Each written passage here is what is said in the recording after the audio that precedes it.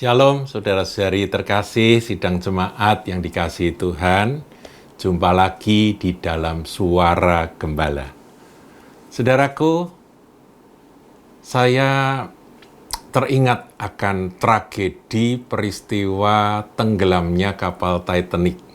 Itu kalau tidak salah sudah pernah difilmkan beberapa kali, dan yang terakhir itu sangat bagus filmnya, sehingga box office ya. Kisahnya merupakan peristiwa kisah nyata, tragis, bagaimana kapal Titanic yang dirancang dan dibangun dengan begitu kokoh, kuat, dan begitu hebatnya, kapal pesiar yang sangat mewah pada zamannya, sampai si pembuat kapal itu, insinyur pembuat kapal itu begitu yakin bahwa kapal ini pasti tidak mungkin akan tenggelam, ya.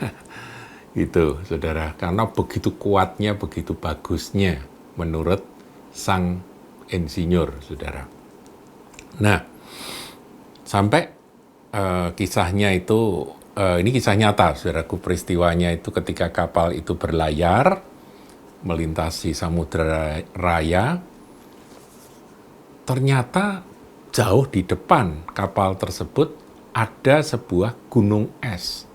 Nah, saudara harus tahu yang namanya gunung es itu selalu muncul di permukaan itu kecil, tapi di bawahnya itu besar sekali, saudara. Makanya istilah gunung es itu artinya suatu fenomena bahwa sepertinya kecil, tapi sebetulnya kalau ditelusuri itu masalah yang besar. Itu kan biasanya dipakai istilah gunung es.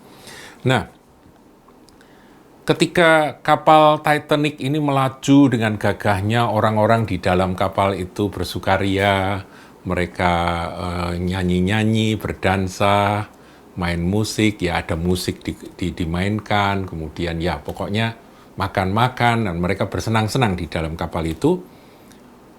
Ada kapal lain yang melihat bahaya itu, dan kapal itu di dalamnya ada seorang operator radio, ini kisah nyata, saudaraku, yang bernama Cyril Evans. Cyril Evans ini seorang operator radio yang melihat bahaya itu.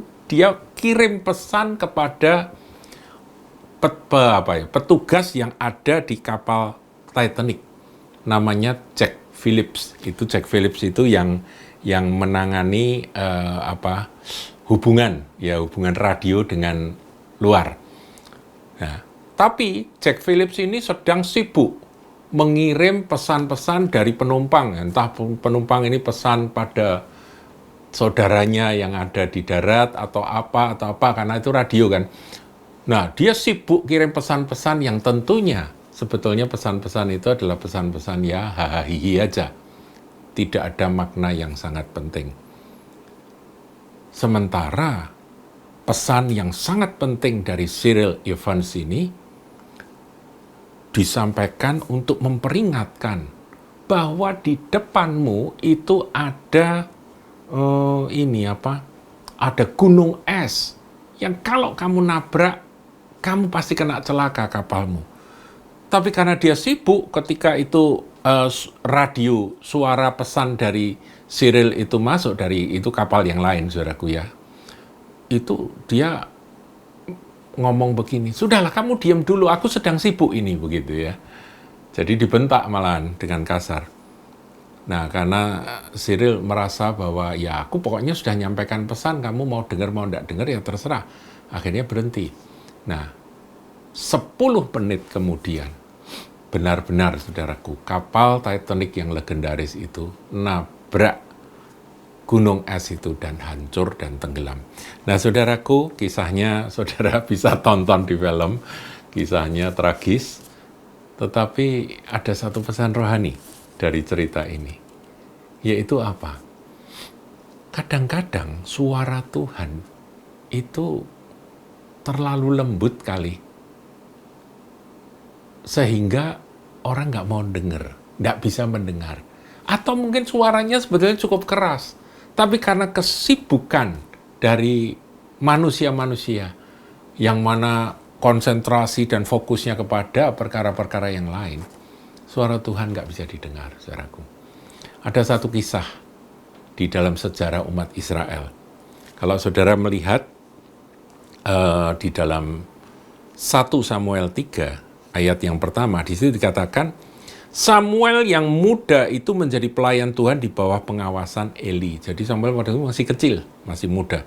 Pada masa itu firman Tuhan jarang, dan penglihatan-penglihatan pun tidak sering. Nah, pertanyaannya, apakah Tuhan tidak berbicara, tidak menyampaikan pesan dari sorga kepada umat yang dikasihinya? Saya nggak percaya, saudaraku. Tuhan mengasihi dan Tuhan pasti ingin berkomunikasi dengan umatnya. Masalahnya umatnya tidak menyedengkan telinga pada suara Tuhan. Sehingga firman Tuhan jarang didengar. Ada pesan tapi nggak didengar. Nah, penglihatan, Tuhan mau kasih, tapi orang sudah terlalu dipenuhi dengan penglihatan-penglihatan yang lain, sehingga nggak bisa melihat hal-hal yang dari sorga. Ayat 2, pada suatu hari Eli yang matanya mulai kabur dan tidak dapat melihat dengan baik, ini gambaran penglihatannya sudah kabur, sedang berbaring tempat tidur. Ayat 3, lampu rumah Allah belum lagi padam. Samuel telah tidur di dalam bait suci Tuhan, tempat tabut Allah. Ada anak kecil, tidurnya di dekat tabut Allah. Gambaran dari hadirat Tuhan. Yang dekat-dekat sama hadirat Tuhan bukan imam, tapi justru bocah cilik, saudaraku, anak kecil. Nah, Tuhan adanya anak kecil, ya Tuhan bicara pada anak kecil secara ayat 4. Lalu Tuhan memanggil, Samuel, Samuel. Dan ia menjawab, ya Bapak. Dipikir itu suara Eli, Imam Eli yang memanggil dia. Padahal itu adalah Tuhan, Bapak di surga, saudara. Ya, ironis ya, ironis sekali. Tuhan ingin komunikasi dengan umatnya, tapi umatnya nggak menyediakan telinga untuk mendengar. Bahkan imam pun juga sudah nggak bisa dengar suara Tuhan. Akibatnya, ya Tuhan cari siapa yang mau dengar. Ternyata ada telinga yang terbuka. Tapi telinga anak kecil, saudara. Dan kepada anak kecil itu, Tuhan berbicara. Ini ada di dalam sejarah umat Tuhan. Dan jangan sampai itu terulang, saudara. Di mana Tuhan mau bicara, tapi umatnya tidak mendengarkan. Setelah kisah ini berlanjut, saudara tahu ya bagaimana Tuhan ingin berfirman banyak, sampai akhirnya karena Samuel tanya terus sama Eli, Eli tahu bahwa itu Tuhan yang sedang bicara, kemudian diajarin kalau kamu nanti dengar suara lagi, kamu jawab seperti ini. Nah, ini kita lihat, saudaraku, di ayat yang ke-9 dan 10. Sebab itu berkatalah Eli kepada Samuel, pergilah tidur, dan apabila ia memanggil engkau, katakanlah, berbicaralah Tuhan, sebab hambamu ini mendengar. Maka pergilah Samuel dan tidurlah ia di tempat tidurnya. Lalu datanglah Tuhan berdiri di sana, dan memanggil seperti yang sudah-sudah. Samuel, Samuel. Dan Samuel menjawab, berbicaralah, sebab hambamu ini mendengar. Lalu berfirmanlah Tuhan kepada Samuel, ketahuilah aku akan melakukan sesuatu di Israel, sehingga setiap orang yang mendengarnya akan bising kedua telinganya dan sebagainya. Jadi Tuhan itu menunggu apakah ada orang yang benar-benar mau mendengar suaranya.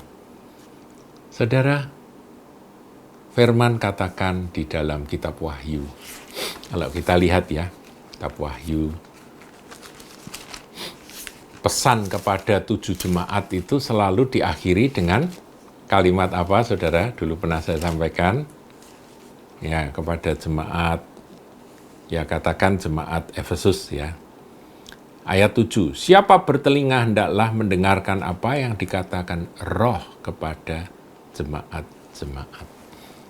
Siapa bertelinga hendaklah mendengarkan apa yang dikatakan Roh kepada jemaat-jemaat.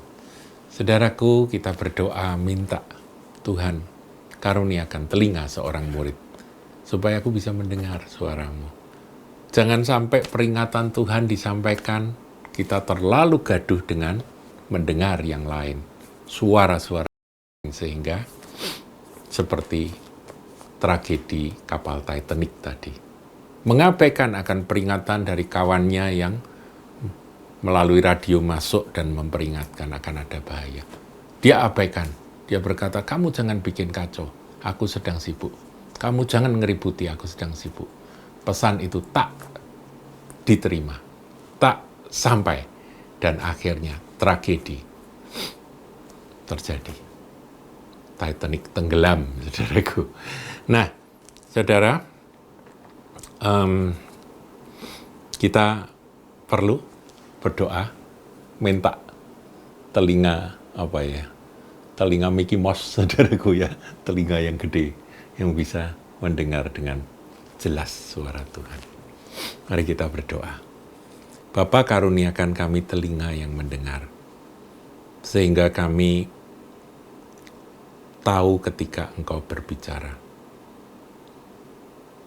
Malapetaka tidak sampai terjadi, padahal Engkau sudah memperingatkan. Jangan sampai kami mengabaikan peringatan-peringatan-Mu, karena kami tidak memasang telinga. Berkali-kali Engkau sampaikan, sedengkanlah telingamu. Dengarkanlah. Yang bertelinga hendaklah mendengarkan apa yang dikatakan Roh kepada jemaat-jemaat. Biar kami mau mendengar hari-hari ini apa yang Roh katakan. Terima kasih Bapa. Dalam kasih karunia Tuhan Yesus Kristus kami berdoa.